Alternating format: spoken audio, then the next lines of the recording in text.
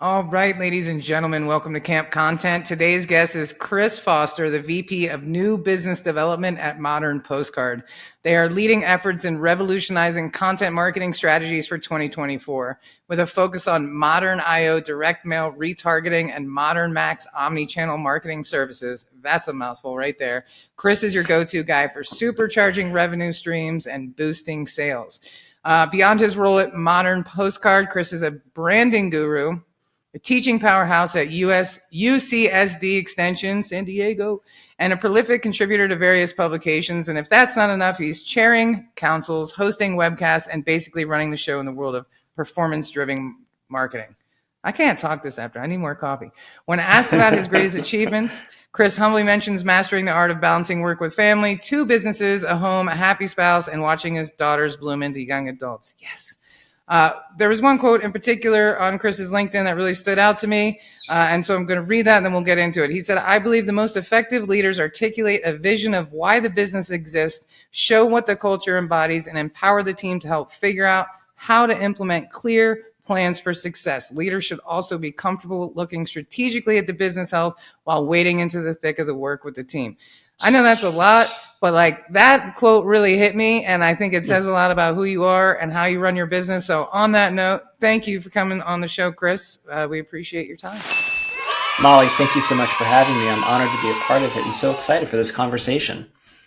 I am too. One of the best parts about doing this podcast is like getting to research people and, check out their LinkedIn's Uh-oh. and, because I'm genuinely curious. I want to have a good conversation. I want to make sure, because you're an expert in the stuff you do, right? In this podcast, the goal is to help people with content marketing ideas for 2024. Sure. Business is different. It's a different time and different things work well. At the same time, the good old faithfuls are still cranking along. So, when I was researching you and looking at Modern Postcard, and looking at direct mail, I was like, oh, this is this, I haven't heard of anybody else talking about direct mail on marketing podcasts. So I think this is going to be a really fun conversation.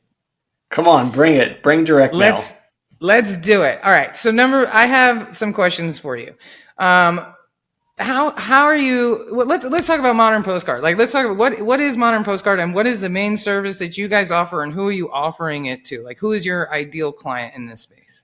Great question. So we'll start with the who we serve.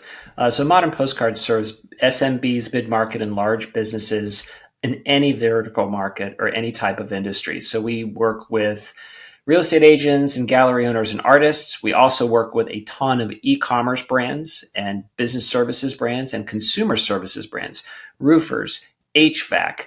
They're selling shoes online. They're selling clothing online. They're selling apparel online. And we also work with very large, huge national brands that you know of that I'm not going to mention that serve the entire country with consumer products and services. And so what's unique about Modern is that we're flexible in our DNA so that we can work with very small companies and do a mailing of 500 cards, print 250 cards. We can also work with customers that are doing 500,000 cards a month, 1 million cards a month.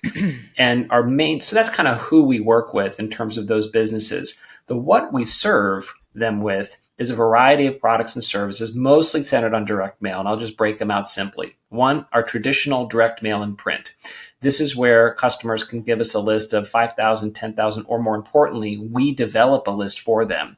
In our traditional direct mail service, we do the list development, we do the creative development, we do the strategy, we do the printing, we do the mailing, we do the tracking, we do the performance work. We do the entire campaign for a customer. After we interview them about what they need, who their audience is, we can come up with a direct mail plan to help them get more customers through direct mail. And that's usually a drop of 3,000, 5,000, 10,000 cards, et cetera. And that's kind of on the traditional print and direct mail.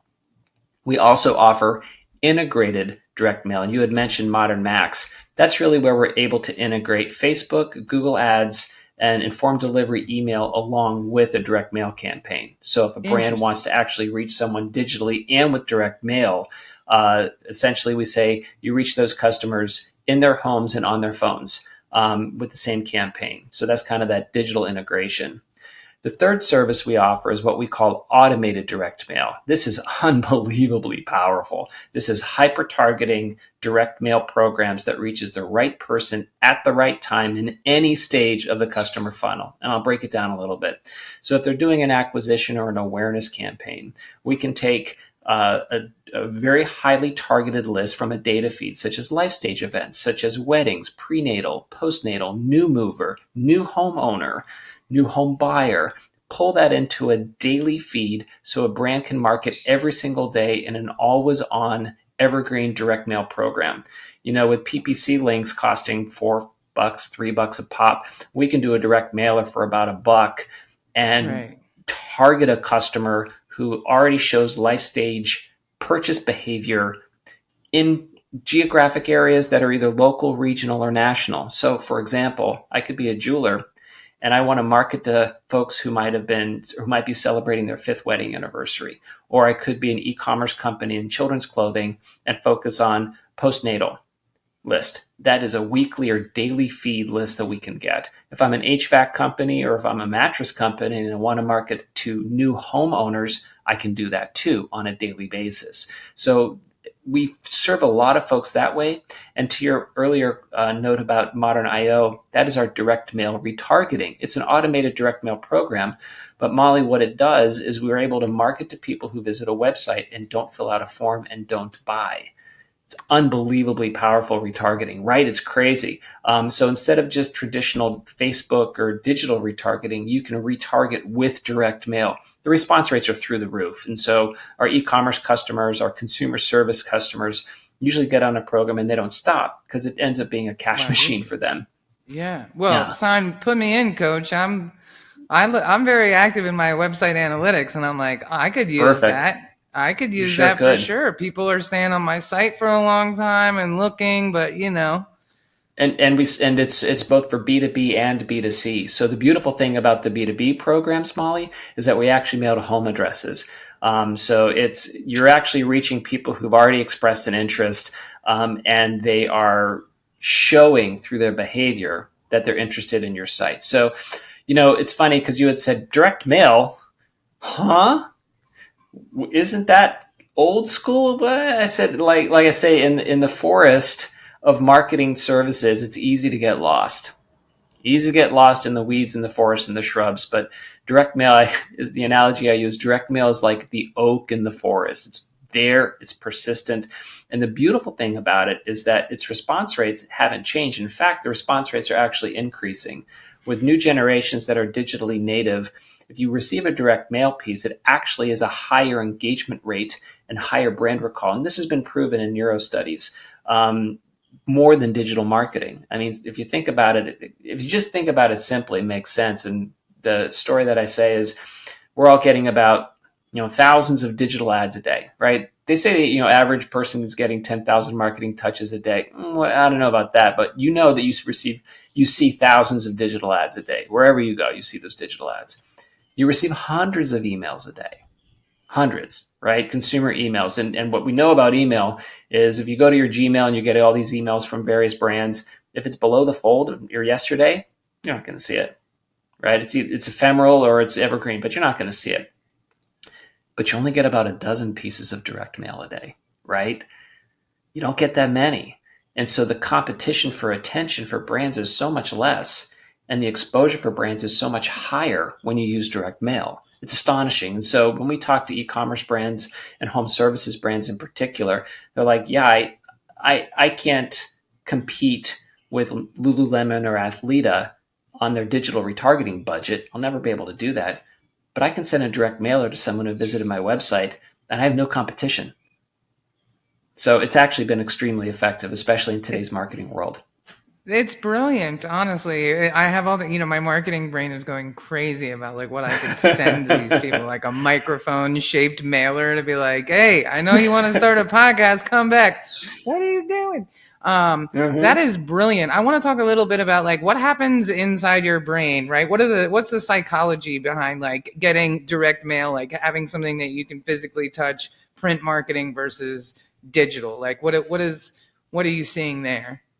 Well, the interesting thing that you mentioned that is that they've done some neuro studies because Usually the academics are laggard indicator analyzers of marketing and behavior trends, right? So digital marketing has come on strong, and it's X number of years afterwards where the scientists are like, I wonder what digital marketing does. So let's check out what it does with brains. And so a little bit ago, they did brain scan studies of consumers looking at digital and print, just to see how the brain operates. And what we actually do, I made a webinar on how the brain responds to print and direct mail.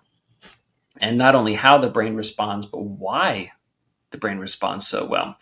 And what they find is that the physical tactile engagement of actually holding a piece of material or marketing triggers certain things in the brain that are kind of deep within the brain, right? So I'm not a brain scientist. I'm not, but bear with me when I simplify it. You've got the cerebral cortex, which is the outside of the brain. It evolves last. That's why teenagers, like my daughter, leaves a shoe in the park when they come home because their cerebral cortex hasn't developed. And I said, "Where's your shoe?" "I don't know." "What do you mean you don't know? Notice? It's a shoe." Yeah. It's a shoe, right? So clearly your cerebral cortex wasn't quite developed. And we know a lot of knuckleheads that they haven't developed their cerebral cortex. Yeah. And then underneath that, at the core brain is what is the amygdala and the hippocampus. And what's interesting about that part of the brain is that they call it the limbic system, et cetera. But biologically and physiologically, the amygdala and the hippocampus are right next to one another, like touching each other. And so that's where our memory and our emotion centers live. That's why everybody can remember their first meaningful kiss, right? Because there's that memory and that emotion that's packed into that moment, right? But you're not going to remember an email from 4 days ago. It sits right in your cerebral cortex. You're going to remember that at all. And so the strange thing about print and direct mail is that because we're holding it, because we're reading it, it ties into emotion and memory, that deep part of the brain, right? So we've been reading for about 5,000 years. Right, so our brains are pretty well wired to read. Well, Molly, we've been on the internet for maybe 2 generations instead of 1,000 generations where we've been reading. So our brains are still catching up to understanding and processing digital languages and digital behaviors, right? The Generation Alpha is doing this natively. Generation Z is probably doing this natively. But there's still a lot of distraction. There's still a lot of endless searching online, right? You can scroll forever on a Facebook feed. You can get distracted by dings and dongs when you're looking at a website. But when you're holding a piece of mail in front of you, or a piece of marketing in your hands, you know exactly how long it is, right? The cognitive notion of, is this a textbook or is this a postcard? I understand exactly what I'm getting into, and my brain is ready to receive that information in a way that's different in receiving digital information. And so just from a cognitive standpoint, they're finding that print and direct mail has higher response engagement. I hope that answers your question. No, it does. It's fascinating, right? But a perfect example is like, Apple, right? It's a very random example, but half the reason why we buy all this expensive crap from them is because the way the box feels and the packaging and feels great, the right? experience of it. Like I have these business cards that I ordered from Canva, right? Who knew? They're super thick. I could if I could master throwing stars, this could be a weapon. But right. But they're that real soft, sure. Stock paper that's just velvety smooth, but also it's thick. And whenever I hand these to people, they're like, ooh, and it's that moment. And it does it, and I've always had a holographic business card before. Like I take my business cards very seriously because it is that moment where you stand out from the rest with something you can actually physically hold and touch. And so that makes so much sense to me.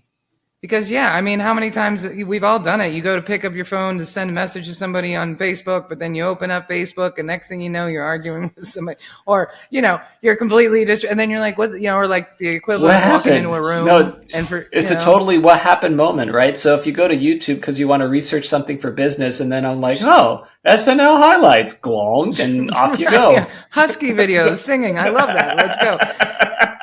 It's true. It's such a distress, but like you're standing there with this thing in your hand, and if you've already been to the website, Connects in. So what we do is we call it the kitchen table moment, right? Because if you go to a website and you don't buy, you usually get a retargeting ad minutes or hours later. Well, you know what? I wasn't ready to buy a minute ago, and I 10 minutes wasn't ago. ready to buy an hour ago. Why am I ready to buy now?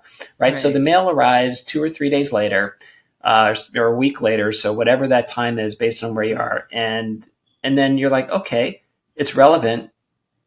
I'm still interested.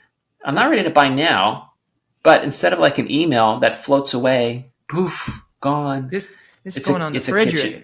refrigerator. It's a kitchen table moment. You put it down and it hangs around, right? So your marketing hangs around. It's called shelf life. I like the kitchen table moment because you put it on the kitchen table, or you put it on the island or the fridge or whatever, and everyone sees it.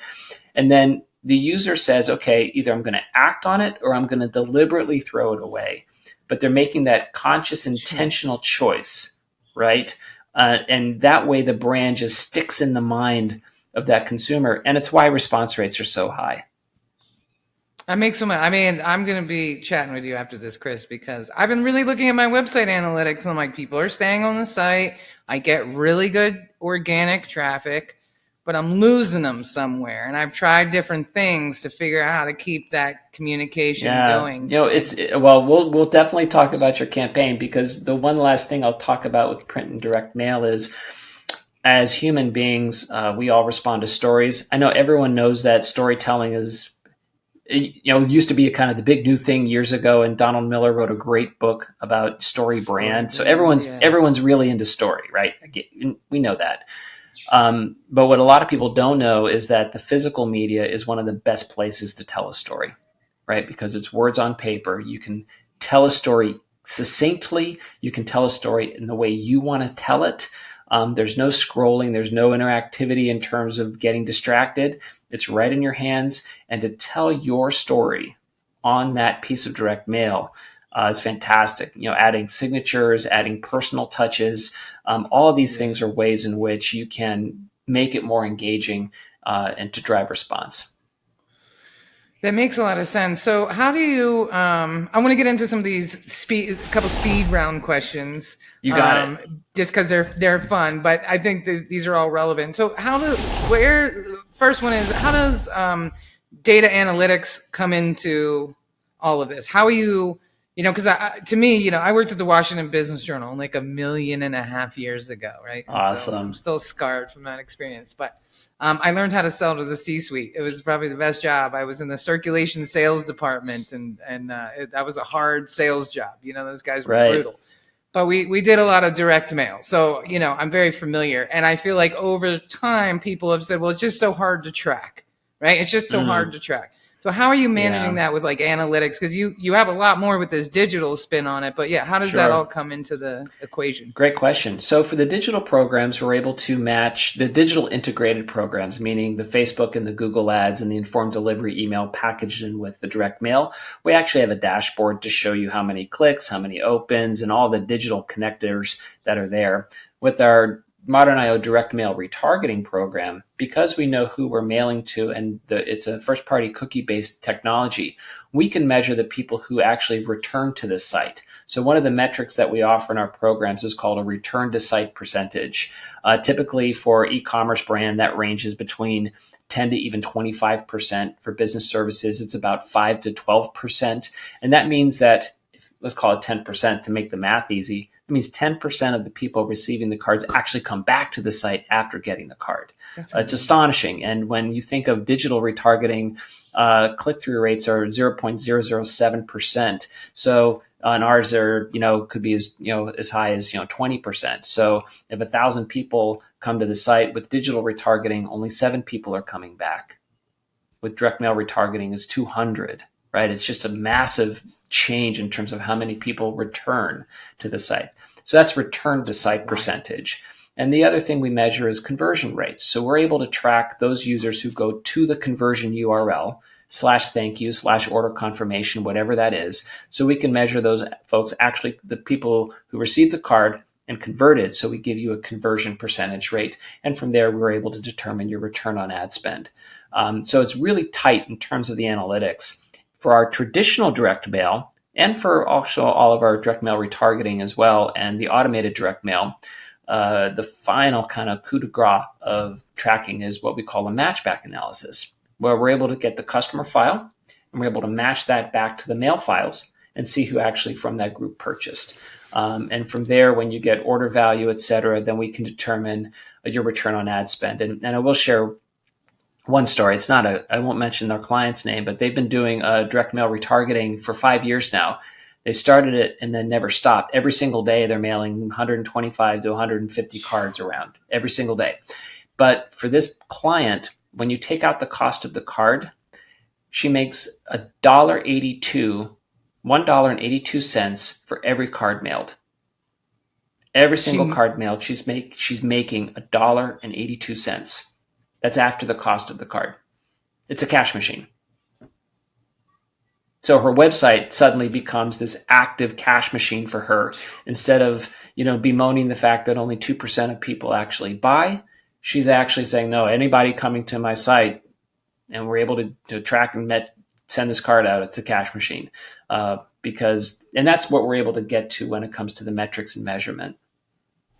Well, that was going to be my number 2 question, is give me a good example of a successful story, but you nailed that one. Awesome. All right, number 3, what are the top 3 essentials for a successful direct mail content marketing campaign? The first is what you alluded to earlier, is the data. Data is the critical piece. All the studies have indicated that in traditional direct mail, about 40% of the success of the program is in the data source. That's why with direct mail retargeting, the data source is awesome because it's your website visitors, right? For an acquisition direct mail program, we have over 60,000 consumer lists available, hundreds of specialty lists available, B2B lists available. And what we do is we work with the customers to understand their own customer base. And so we do a variety of customer analysis. We have what we call a clarity dashboard, meaning that you can submit your customer file, and for some cases it's free, other ways it's under $100, or if you do a direct mail, it's free, where we analyze your customers, right? The demographics, the audience segmentation, to figure out what kind of grouping they should be in and who your best customers actually are. We can also do data modeling, and what that means is that we're able to take your data and score it based on deciles of response and interest and intent. Essentially, what that gets to you, Molly, is the first step is getting the right data to be as precise as possible, so that when you do market with the direct mail as your content, you're marketing to the right people. And so the data comes first. The second piece is going to be on the creative itself, where that includes the offer and the messaging and making sure that it's resonating and it's purposeful and it's connected right to your audience. That's marketing 101. And then the third piece, not always, it should be, right? Yeah. And the third piece I would say would be the measurement analysis and the testing. What we always recommend with everybody is, if you say, gosh, I'm going to mail 5,000 cards, cross my fingers and hope it works, and 3 months later, figure out what happened. That's okay. I get that. What's even better is if there's an A/B split test, right? If you say, well, I'm going to market 3,000 people creative A, 2,000 people creative B, and I'm going to see which one performs better. Because typically for most businesses, they aren't limited by the market they're going to or the audience they're going to. They're usually limited by budget. Right. And what we want to do is determine what creative and message and which list source works best. And once we're able to dial that in and nail that down in terms of, if I mail X amount of cards here, I'll get this kind of response and this kind of cost per acquisition, which is great within my target, then we can start scaling that out. So that's a really critical piece of it. A lot of new digital native marketers are used to the Facebook dashboards and having these instant responses of a creative. It's not true with direct mail. You need to be a little bit more patient with time, but the ones who do it well and are patient with that understand that they're going to get a lower cost per acquisition and a higher return on ad spend, typically with direct mail versus other channels.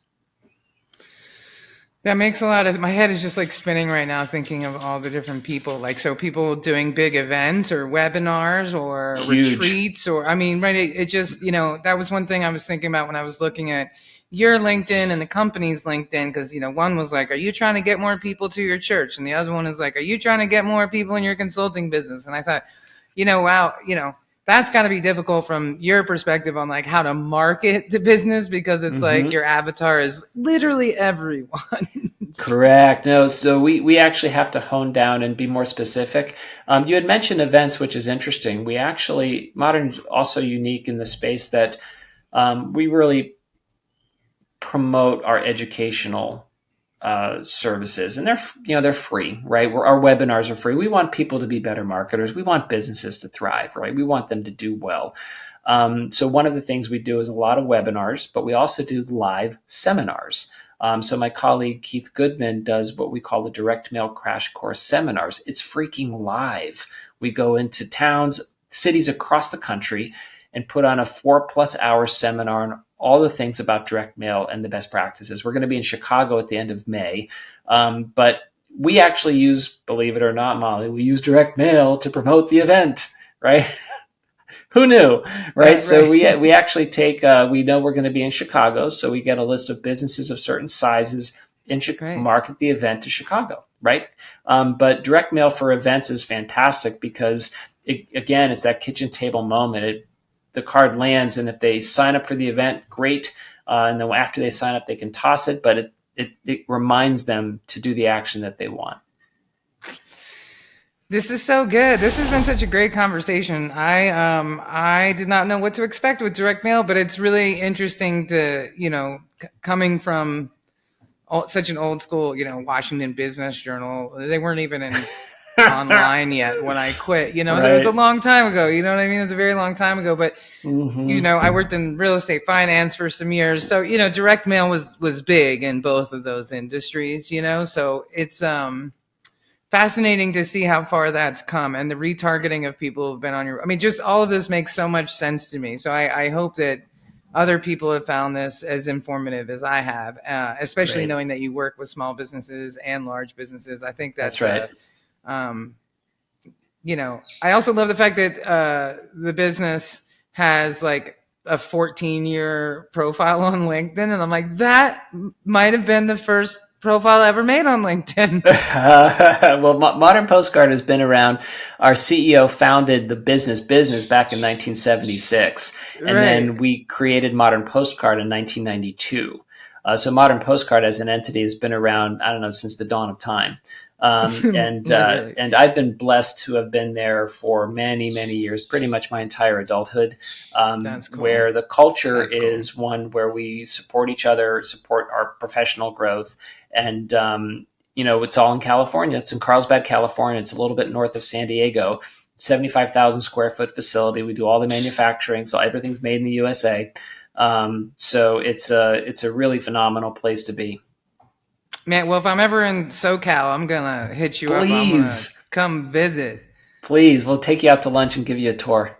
Hey man, I love the nostalgia and I love the consistency, and I think as a small business there's so much value in working with a company that also works with big companies and have been around for a long time, because you know what you're talking about. You've seen it. You've seen it Mm-hmm. play out. I saw Alex Ramosi put a clip on LinkedIn and he was like, people think it's confidence, but if you've done something 100 times then you know what the result's going to be, and it's not confidence, it's an expectation because you've done this. So and that's you guys. You've been Right. doing this for so long, and then now you're innovating in more of a digital space, which makes sense. But I just really love that, and I think there's a lot of value in that. And I know we live in this SaaS company, innovative, disruptive. I mean, okay, cool. But maybe we want to go with like Old Faithful sometimes. Something that's Mm-hmm. not so disruptive, because we're all tired. We're exhausted. I live in Costa Rica, so Yeah. I see significantly less marketing, because like we still Mm-hmm. have a few road signs and stuff here and there, but it's illegal to put signs up on the Right. side of the That's road here. awesome. Oh, it's so, I go back and I'm like, That's wonderful. Even your GPS is like, hey, you hungry? There's a McDonald's nearby. Hey, you want some coffee? I'm like, I didn't until now. Like, it's wild how much it's crammed down your face. But like the tried and true, there's always something to be said for having something tangible in your hand. In the end of the day, Molly, like I say to businesses, we don't market to devices. We market to people. We're not fire hydrants. We're not pickles. We're people. And guess what? We've been Homo sapien for about 1 million years. We've been kind of our evolutionary brains have been about the same for maybe 100,000 years, right? That's when the brain size started to get large. And gosh, we're humans. So we're going to respond to touch and feel. And I like that. I like getting... Thank goodness. Back to that, I threw a New Year's Eve party one time. It was a time traveler's ball, and you could be anything or anyone you wanted to be, right? Oh, who were you? It was fun. I was stressed out. That's who I was because it was my party. I can't remember what I dressed up. I didn't know that. Yeah, that's not a real thing. I just really blew it on that one.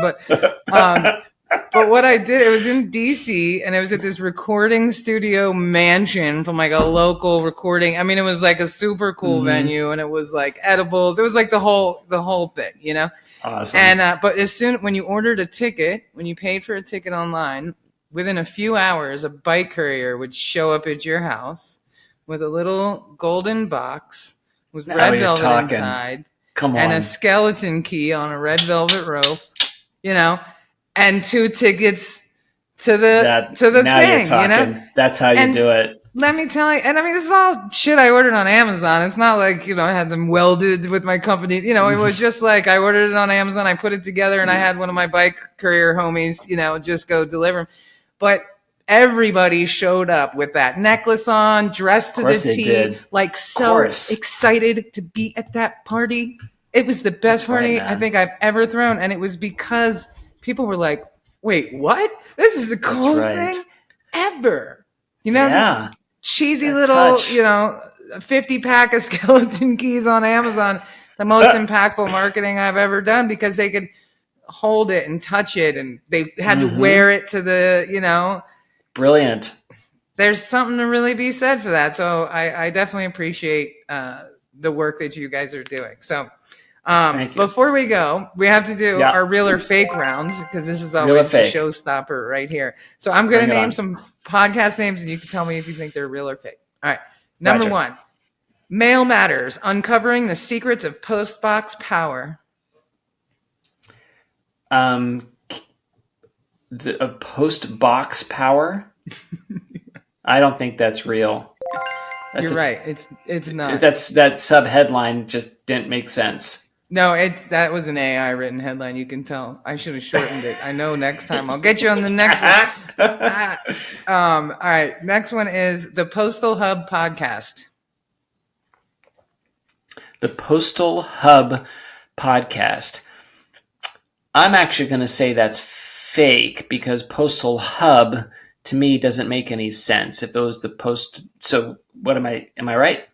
Nope, it's real. Shut. Yes, I gotcha. Got me. But it's just an exercise in showing how ridiculous podcast names are is really what this is all about. The Postal Hub. See, that's what's so kooky for me, because if it was like the postal carrier, the postal route, the postal delivery, but a postal hub means that mail goes into a hub and it doesn't leave. What good is that? That's probably what happened. Sorry for the people at Postal Hub. I apologize. This is my first time I've heard of it. No offense. I don't know if it's still active, but it was a real podcast. Okay, number 3, the Postcardist Podcast. The Postcardist? Yeah, like postcardist. Postcardist. I don't think that's real. It sounds too much like a magician. I'm the postcardist. It's real. It's real. Farg. I know. Okay, next one. Stamp Savvy, or the Stamp Savvy Podcast. See, now you've lulled me into this sense of insecurity, Molly, and I don't know if you're tricking me. I'm gonna say again, that is not real. That is fake. You are correct. I have to work on my I have no poker face. I'm like, if you just look at me, you'll know if I'm lying or not. It's If I'm turning redder than I normally am, I'm like, oh, busting at the seams with this lie. Okay. I'm not a liar. That's the message. Okay, one more. The Daily Delivery, a direct mail podcast. Yes, that's real. It is real. You probably have heard of that one, have you? I haven't heard of it, but the reason that I think it's real is that it's, and again, no offense to Postal Hub. That's actually very clear. It's very simple. It is clear versus clever, right? And that was well done. Yeah, much better than uncovering the secrets of Postbox Power. That's for sure. That was terrible. As soon as I read it, I was like, "Come on, ChatGPT, come on, take that back, and listen to all my street cred on that one." Okay, and then I have one last wildcard question, and this one's just a little bit more fun. If you can have a 1-hour mentorship meeting with anybody, pastor, president, leader, whatever, who would it be? Great question. A 1-hour mentor meeting with anyone for real? Oh, it's got to be His Holiness the Dalai Lama, without a doubt. Oh. Tenzin Gyatso, without a doubt. Ching. An hour with him? Come on. Be a whole new enlightened being after that. Yeah, I got to see him years and years and years and years and years ago. He did a talk in UCLA, and we drove up and saw him. And the dude's aura. And I'm not that evolved to see aura, but I'm a human being. That guy freaking glowed. I can get an hour with him. I would absolutely take an hour with him. I love that. That's a great answer. You never know what people will answer that one with. You know, you get all kinds of answers. But well, Chris, this has been a really great conversation. I've really enjoyed hanging out with you. You're a lovely human. I look forward to staying connected with you. And, I think anybody who's listening to this, I hope you found some value. I know I did. I'm definitely going to be scheduling a meeting with Chris because if you're not watching your website analytics, you should be. If you're not, ask your web developer to install Google Tag Manager and Google Site Kit on your website so you can see your analytics. They're wildly important, and I'm willing to bet if you look at them, you will see an opportunity where Modern Postcard could really increase your odds of closing some deals by retargeting those people. I think that's probably the smartest thing I have heard in a really long time. So, thank you, Molly. And I really appreciate spending this time with you. I love what you're doing. And I love the fact that you are in a help first mentality with businesses to help them get better. I think it's fantastic. And for folks, one last pitch, modernpostcard.com. Find me on LinkedIn as well, Chris Foster San Diego. And we would love to help your business. And Molly, once again, you're an absolute star. And I loved this conversation. Thank you. I did too. This is the best part about doing this podcast is I get to meet all these really cool people who are really smart and good at marketing. So I'm like, well, this is a great way to spend an hour. That's for sure. So absolutely. Thank you so much. And yes, thank you for tuning into Camp Content. All of Chris's links and everything are in the show notes below. And so if you like the content, share it, like it, comment, do all the things. More importantly, share it with a friend if you found it valuable and schedule a discovery call with Chris. Let's get some direct mail going and then let me know how it went later so we can both cheer you on. Until then, thank you all for tuning in. Be excellent to each other, and I will see you on the internet. Thank you.